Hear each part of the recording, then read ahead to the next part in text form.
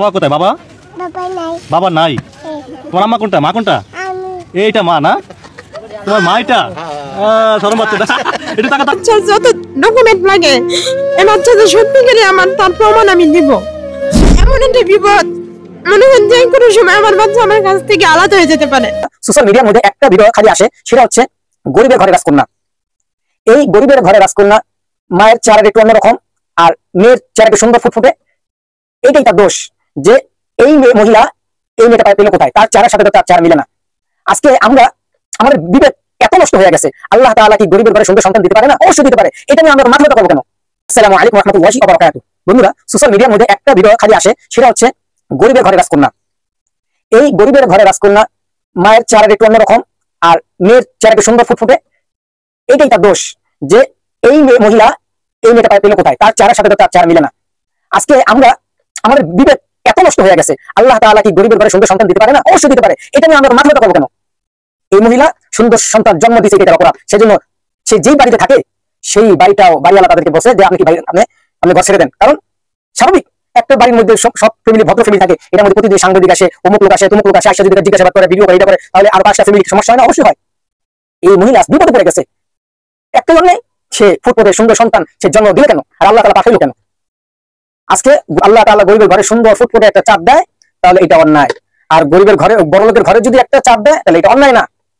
সে তার বড় লোক আর গরিব অন্যায়।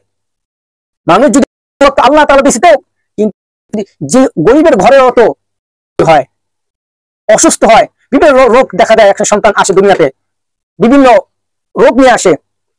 বড় লোক একবার জিজ্ঞাসা করছে যে এই গরিবের ঘরে এই সন্তান আসছে, এই চিকিৎসা করানো সে টাকা পাবে কোথায়? আমরা তাকে নিয়ে সাহায্য করি, এটা বলবে না।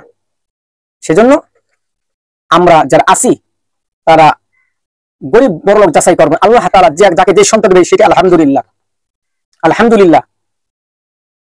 আর এই সমস্ত কাজ যারা করছে, এটা নিয়ে যারা ঝামেলা পাঠাইছে, এটা আমাদের করা মোটেই উচিত না। আল্লাহ তাআলা অনেক মানুষ রয়েছে অনেক সন্তান দেয় না, কিন্তু এই বোনকে আল্লাহ তাআলা সন্তান দিয়েছে, এটা আল্লাহর নিয়ামত। আর অনেক সন্তান আল্লাহ এমন সন্তানও দেয় তো যারা কি করে না, তাদের অনেক রোগ দিয়ে পাঠায়, অনেক কিছু দিয়ে পাঠায়। তাদের পাশে একটু আমরা দাঁড়াই, তাদেরকে নিয়ে একটু আমরা নিউজ করি, তাহলে ওই বোনটি উপকার হবে। ওই বোনটি একজনের অর্থ দিয়ে তার ছেলেকে চিকিৎসা করাইতে পারবে, তার মেয়েকে চিকিৎসা করাইতে পারবে। তার পাশে দাঁড়াই, তার পাশে না দাঁড়ায় হ্যাঁ সে একটুখানি এখন অসহায় আছে, তার পাশে দাঁড়ায় একটু এইটা বলি যে ফুটবলের সন্তান আল্লাহ দিছে, তার থেকে ভালো একটা সুন্দর জায়গা পরিবেশ লাগে, সুন্দর জামা কাপড় লাগে, সুন্দর খাবারের ব্যবস্থা করা লাগে, এটা না আমরা নিউজ করি। এটা অন্য কোনো নিউজ আমরা না করি। যার বাপ কোথায়, সে পাইলো কোথায়, সে এই মহিলার সাথে তো এই ফুটবলে রাজকন্যার চেহারা মেলে না। এই সমস্ত ফালতু সময় দিয়ে আমরা সময়টাকে নষ্ট করবো না। আমরা অল্প একটু ভিউ কামানোর জন্য, অল্প ইনকাম করার জন্য এটা নিয়ে আর যে বাজে মন্তব্য করবো না। এটা এমন কোনো থাম্বনেল নিউজ দিব না যে নিউজ দিয়ে এই মহিলা এই বোনটি কি অসুবিধা হয়ে যায়, এরকম কোনো কাজ আমরা করবো না। আল্লাহ তাআলা প্রত্যেকটা মুসলমানকে বুঝা তৌফিক দান করুক, আমিন। আসসালামু আলাইকুম ওয়া রাহমাতুল্লাহি ওয়া বারাকাতুহু।